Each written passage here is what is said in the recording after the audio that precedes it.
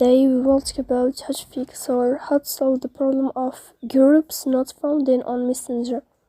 To know how to fix or how to solve the problem of groups not found on Messenger, should just go to settings. In the first page, you can click on apps and you can click on Messenger app. Then you can click on first stop and you can click OK. After that, you will enter to storage. Here you can click clear cache. Don't click clear data because that can cause you errors in your app. In the end, you can go to Play Store and you can update your app. If you will find update in this blue sign here on Messenger as you see. So please don't forget to support us by like and subscribe. See you next time in another video. And thank you for your attention and your watching.